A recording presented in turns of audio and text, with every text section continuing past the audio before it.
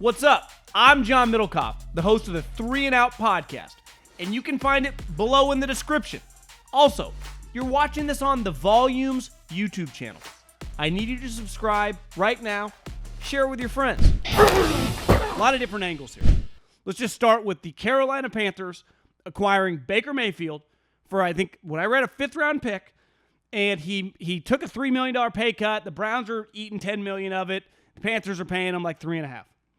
On the most basic element of any business transaction in the National Football League is a business. And they are acquiring players who are assets, who make money, who go under the salary cap. We all understand that. The profit is not made on what you sell something for. It's what you pay for it. It's why if you sold a house last year for $1 million, you didn't, like, your profit wasn't in the $1 million sale. It was, you bought it in 2011 for $375,000. So you made $625,000 profit.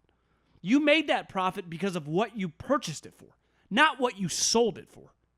And I think a lot of people get that kind of convoluted in their head, that profits are made at the point of sale.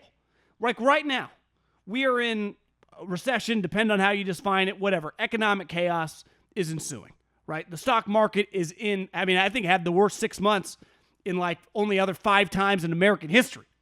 So you could say, well, in 10 years, there are going to be several of these stocks that have become 10 baggers, 20 baggers. People are going to be like, oh my God, I should have bought this. Well, you have the opportunity right now.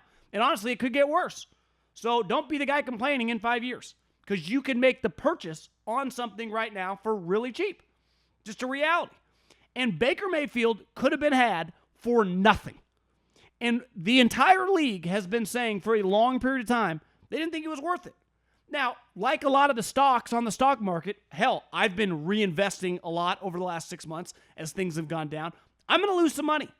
I'm okay with that. But I promise you this, I'm going to hit a couple 10 baggers. I know that for a fact. At minimum one, it's going to happen. And if you take enough swings, and I'll give the Carolina Panthers credit on this, they've traded for 2 guys in back-to-back years. Now, last year they gave a second-round pick, partly because Darnold's value was higher. But he was the 3rd pick in the draft. And now they're trading for a guy that was picked number 1 overall. So what it took to acquire these guys 4 years ago, you had to pay premiums for. Now we have information since. Sam Darnold has been a disaster. Now you can blame it on the coaching. Baker Mayfield has actually had some positive moments, but clearly, I think we question, do his teammates like him? Does he get along with people? What's his deal, bro? But the reality is both these guys once upon a time were valued like a lot of money. If you put it into just financial terms, they were worth $1 million. Well, Sam Darnold last year was had for what? $700,000? What did they just get Baker Mayfield for the equivalent? If he was once $1 million home, $100,000? They got him for nothing. Now, unlike the home analogy, it's not that black and white. Because ultimately, these people need to get along. And it's going to be complicated. But I do understand taking a swing for a guy when you're paying nothing. And letting 2 guys that were once valued very, very highly. One went to Oklahoma, dominated. The other went to USC, had their only bright moment of the last decade, and dominated. And I was a big Sam Darnold fan. I might be wrong. I actually like Baker Mayfield a lot. I thought he was the next Drew Brees. Clearly, I'm wrong. Because part of Drew Brees was the guy. And I think we question, did Baker Mayfield the guy? I don't. His own team does. His own front office does. Like, that's not an opinion. That's a fact. But the Carolina Panthers, let's face it, they're desperate. What's the famous saying is, if you have 2 quarterbacks, you actually have none? That is kind of where they're at. And I'll say right now, I think Matt Rhule is much more likely to be coaching at UCLA next year than he is the Carolina Panthers. So if that's the situation you're in, you're on somewhat of, quote-unquote, a sinking ship, you might as well take a swing. And there isn't any swings to really be had, because ultimately they were in the Deshaun Watson sweepstakes. They got lucky they didn't get into that thing. And ultimately their owner balked because he wasn't going to pay the money. So this is easily their next best option, him or Jimmy Garoppolo. Now, I think the Jimmy Garoppolo thing, Jimmy Garoppolo is more expensive. There's way more money. Like, they're paying $3 million for Baker Mayfield. Jimmy Garoppolo's, his salary is $27 million. So I don't think there's any way, form or fashion, they would be able to get Jimmy Garoppolo for $3 million. So if you look at through a vacuum of business sense, I get it. Now, ultimately, is this going to work? I don't see how it's possible for it to work. Because it's one thing in college, and even in college, now these guys have the chance to transfer.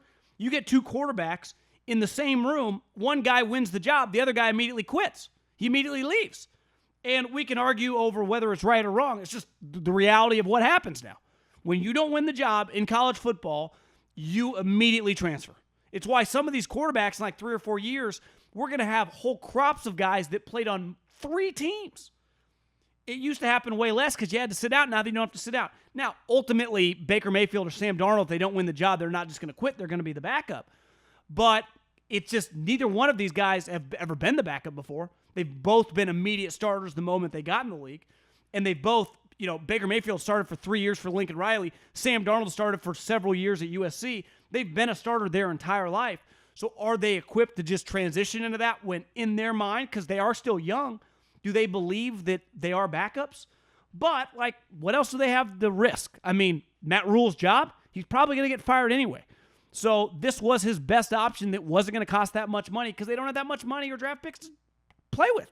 And there's not anyone else to mess with besides Jimmy Garoppolo, who costs way more because his salary, even with Baker Mayfield taking a little bit of a pay cut, is still $10 million more at $27 million.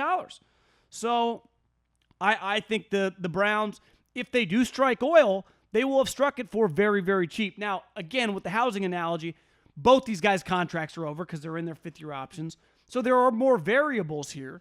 But, what else were they supposed to do? I don't think Carolina's going to be very good. I would be shocked if this quarterback situation is very smooth. Now, these guys would technically know each other a little bit just because of the draft process. They were both in the combine at the same time. Now, they're from different parts. Baker grew up in Texas. Sam grew up in California.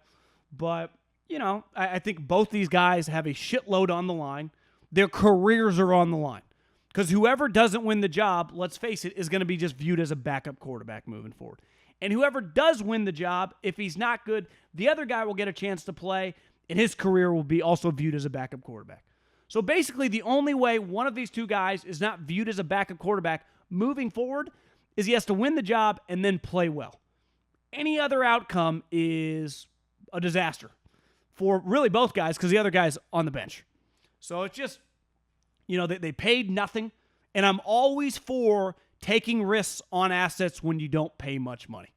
It's why, right now, the housing market, things are coming back to earth. It's why people are like, why haven't you moved yet? Because I waited. Now, I'm not Nostradamus. I didn't know this was going to happen, but I had people mentoring me that said, listen, I've been in this business for a while. Things go up and things go down. And everyone's like, things will never come down again. It's like, pick up a history book.